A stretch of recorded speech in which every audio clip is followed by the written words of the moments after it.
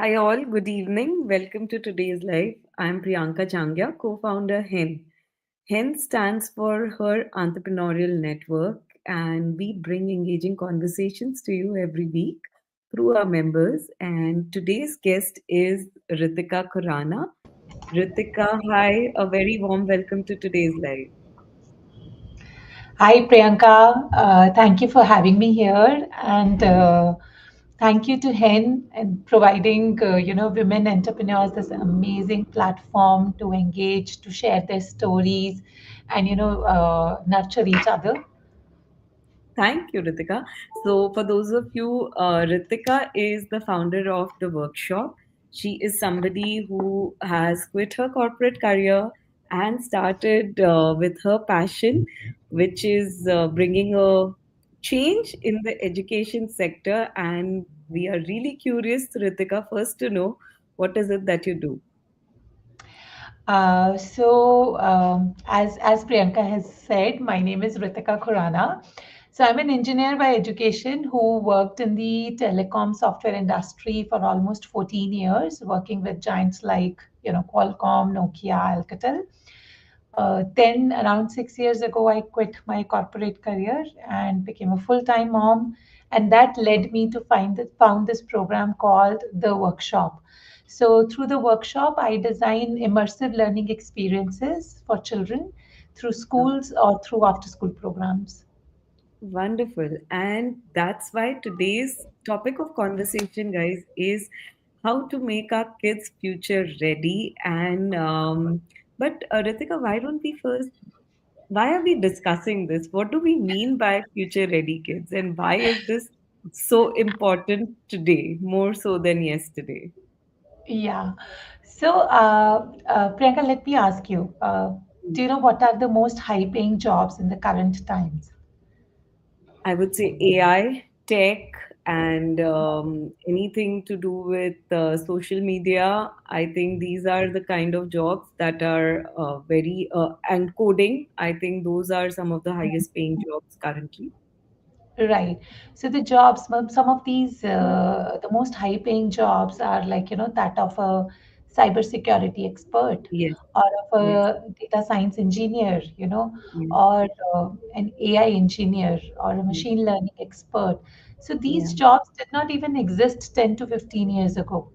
So yeah, we are right now in a space where technology is evolving at a very fast pace. So that's why yes, that's why we are talking about future ready. yeah. Now, if I ask, can you imagine, like, when our children, let's say we are in 2050, yeah, Hmm. 2040, let's say we are in 2040, and our Hmm. children enter the workforce. Can you Yeah. imagine what kind of roles or what kind of jobs will they be doing?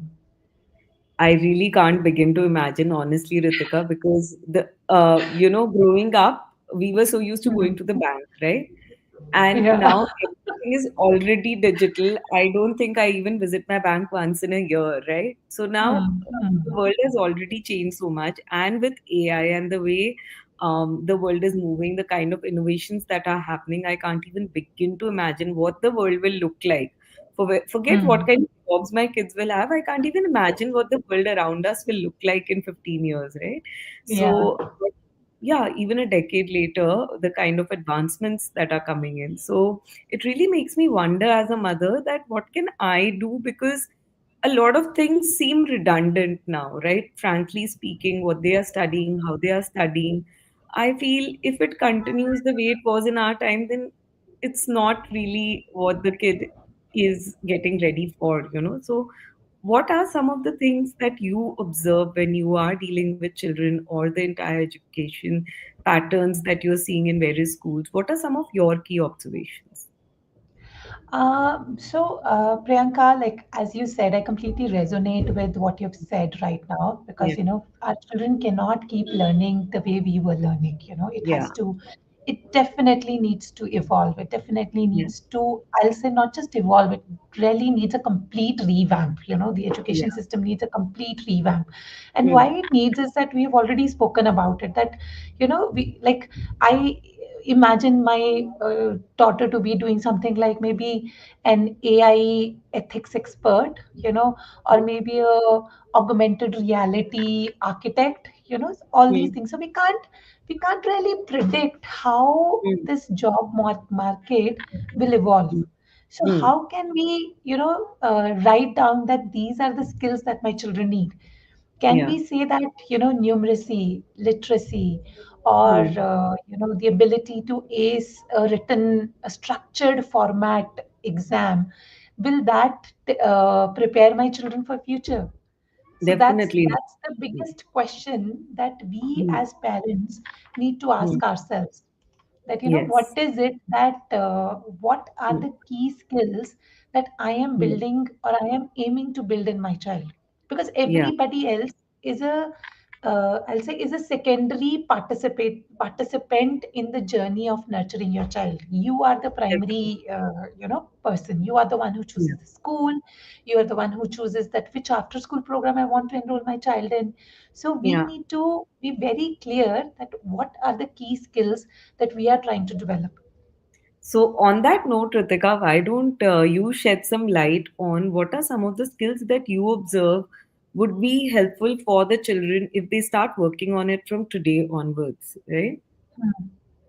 That Yeah, can enable definitely. them for the future. Because, see, one thing is established that Hmm. the path this giant AI will take is we can't even begin imagining right now, right? And the way Hmm. it'll shape the future, be it any business, be it the world Hmm. around us, every way, right? So, what are some of the key skills that you think we should focus on in developing in our kids, which is very, very important right now? Yeah. So, Priyanka, I think in my perspective, there are few things, like I'll say three key things which are essential, extremely Hmm. essential if we are want to raise children who can not Hmm. just will not just survive in the future but actually shape the future. So for that, number Thrive one in. is, Yeah. yeah. So number one is adaptability. The ability, Hmm. we are, as we just talked about it, that the world is evolving faster than ever.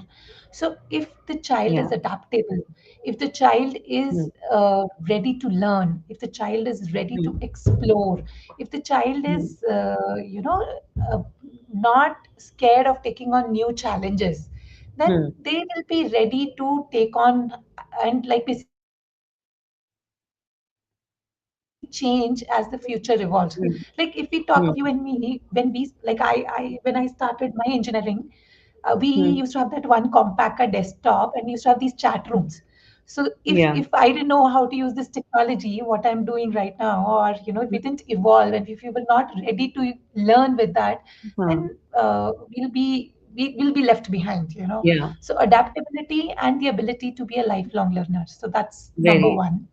Very valid Uh, point. And I think I would just like to add here sometimes I feel as kids go in higher grades, this particular element tends to get lost the most, right? Because they tend to gravitate more towards scoring well in the boards, while all that is also important to follow a career path. But um, somewhere I think that gets lost, right? So it is very important, I think, to keep the focus on that continuously, even when kids are going to higher grades, right? Yes, absolutely. So what you're Yeah. saying is actually, as a community, that's what the community is pressurizing the children.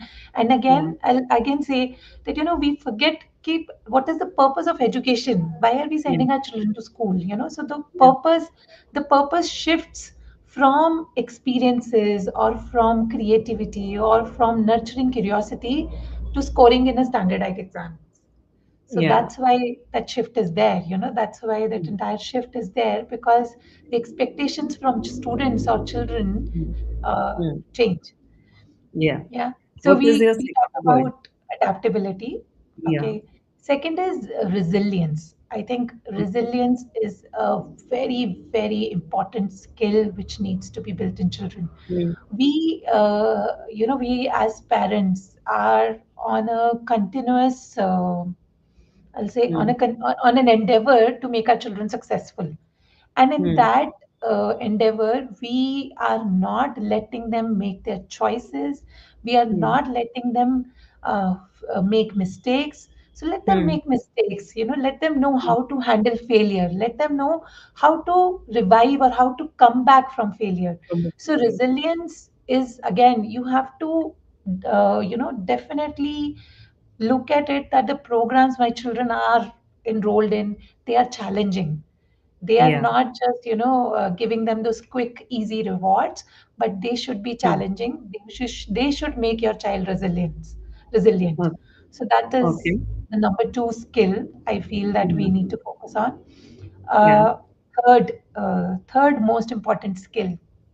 So we Hmm. are already seeing what AI is doing, or what AR, already AI Hmm. has started replacing. And if you look in the industry, a lot of job cuts are already happening. So Hmm. we are in a world where AI can replicate patterns and very, very quickly. But it Yeah. is the original thought, it is Hmm. the human creativity which is our superpower. So Yeah. we need to focus on celebrating children's individuality, Hmm. celebrating their unique and distinct perspective, and Yeah. also celebrate that unique, I'll say, the culture, the community from which we all Yes. come together, because Yeah. that is what makes us human. That is what makes Yeah. us distinct from every other, I'll say, race. Like Yeah. how we connect with our roots, because it is this individuality, it is this creativity which is our superpower. So we Okay. need to nurture that. We should not like all try to. I very I think strongly believe I that think we. you have raised a very important point, Ritika, and it just triggers me to talk about this. The other day, I was making something at home, and I just realized that how homogeneous our culture is becoming because of social media, right? Like wherever you travel, whatever, say, I will just pick up anything, be it interior decor products, be it architectural styles, be it the kind of clothing we are wearing, right? The entire human race, so to say, is becoming very homogeneous, right? It's not Hmm, like the old hmm, times where each country had its, variety and culture in terms of dressing, in terms of how the houses were made, etc. Now, if you look at it slowly and slowly, we are becoming a homogeneous society because of social media, because of so much of hmm, exposure and whatever is available, right, throughout the world globally. Now, in this homogeneous culture, it becomes very, very difficult to stand out, right? So, how do you stand out? I think when you go back to your roots, when you're tied to, your cultural heritage, you are tied to where you're coming from. That is what will bring uniqueness to your personality and the work that you will bring along with that. I think hmm. that's Definitely, definitely. So yeah, so we have outlined like three key points, like three key skills yeah, that as parents we should look at, like these skills should get developed in my children. And yeah, like you spoke about homogeneous culture, so when we are yeah, doing this, we are kind of mimicking or imitating, like when you go to IKEA, right? yeah, Everything there is the same. It looks the yeah, same. Every room furniture is the same. But when you yeah, go to a crafts emporium, or you go to yeah, a local crafts or antique shops, so yeah, no matter where you are in the streets of Madrid, you are in, interior, I'll say Saharanpur in India, or any of mhm. these places, you see that there's so much distinctness, there's so much Yes, uniqueness, and it's yeah, not just distinct, it is sustainable. It yeah. is meeting the needs of those people, like, suiting the needs of the community. So Mm. all these things are getting lost in that, Yeah, in that intent of imitating something that yeah, everybody thinks is cool or is great. yeah. So yes, I think being individualistic and having embracing your own uniqueness is definitely going to help them stand out.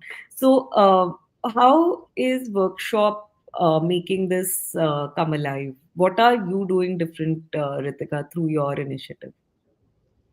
So, Priyanka, at the workshop, Mm. we believe that the purpose of education is not to prepare children for a standardized exam or a standardized mm, test, mm, because I again very strongly believe that this is completely outdated. This mm, method was it was invented during the Industrial Revolution when we needed people to work in factories and be able to do mm, those assembly line operations. And mm, it's now assembly line is being replaced by robots, so mm, that is completely outdated. So at the mm, workshop we design learning experiences for children which are mm, immersive in nature. So when I mm, say immersive, like let's think about suppose I want to do light. Now instead of teaching the children about law of reflection, how mm, about I give them a maze made of obstacles and I ask them that why don't you guide a beam of light mm. from the target from by The through these start of obstacles it. to the target. And to do that, they have to use the law of reflection. And as they Mm, do that, they themselves identify, they note down the angles of incidence, the angle of reflection, and they mm. themselves deduce the scientific law. So when you Wow. experience that learning, when you Mm, do, this, you understand the practical application, the mm. retention is much more. You are Okay. equipped with skills which will help you solve real world challenges, not just Mm, crack mm, an exam, or a test. mm, Then another very important aspect is that uh, you collaborate, you work mm, together in a team.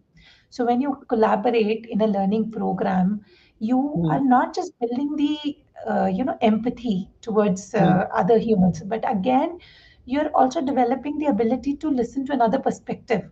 You're also mm, developing the ability to understand where am I standing out. mm. Yeah, Definitely. what are my distinct and unique contributions to this program? How can I add value here? Mm, So collaboration. Third is mm. interdisciplinary learning. So we don't uh, like have you ever met an engineer who's being told कि आज सिर्फ physics चाहिए, we just need physics today? No, right? I mean, it's not Right. possible. It doesn't happen, right? So Yeah. when we deliver interdisciplinary learning, when we blend Mm, science, technology, art, and mm, mathematics together in a project style, in a real practical problem, children are mm, able to fit these pieces together, and they mm. develop a deeper appreciation for what they are learning. Okay. So the intent of the workshop is we say that we are raising a community of lifelong learners. Okay. So we are just fueling that curiosity. We're just giving them these challenges which Mm. nurture them, and we just make them curious, and they are using their creativity and solving problems. That's what we do. Wonderful. A good approach, I would say, and definitely needed. And but tell me something. How do you think the school education, or how will the school education evolve with the current times? What are some of the challenges that they can help solve? Because I think, when we are talking about raising future ready kids, we have to also acknowledge the fact that children spend more than 40 hours a week in school, you know. So, Yeah. and including the travel time, but whatever, 40 plus hours every child is spending towards school, right? And the remaining amount they are at home at activity classes, etc. So I think it's a good partnership. When you talk about it in raising kids, it's a good partnership between teachers and parents, right?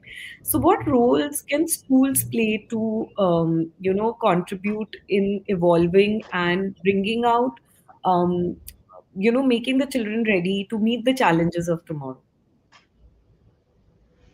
So, Priyanka, as you said, like children are spending at least 40 to 45 hours in schools, right? And I'll Yeah. say, let's add uh, another 5 hours, like 1 hour daily of the school work or homework or preparing for an Yeah. exam. So basically, the school education, what they are doing in the school, is easily Mm. taking some 45 to 50 hours in a week. So it Yes. has to be aligned with these goals. Yes. It Yeah. cannot be on another line, you know. Mm. So school education, I feel like again needs complete overhauling, a complete revamping and mm, restructuring to align mm, with these goals. So I will say that let's break it down. So first, teaching. So teaching and our teachers need to evolve from being just information agents to mm, creative or inquiry catalysts, I'll say. So yeah, when I'm saying that, children are not going to school anymore just to get information. Information yeah, is available at the click of a button. They are yeah, going there to be challenged. They are going yeah, there to be motivated. So mm, the teachers need, and the teaching method has to really change. That are we doing that, or are we just passing the information which is available in a book, which is available in so many interactive videos on YouTube and you, through AR tools? So yeah, that is the first thing that we need to change in our schooling system. mm, Second, assessments.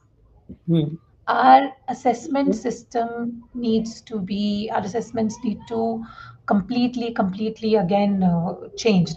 We uh, our current assessments are only evaluating children's ability to memorize information.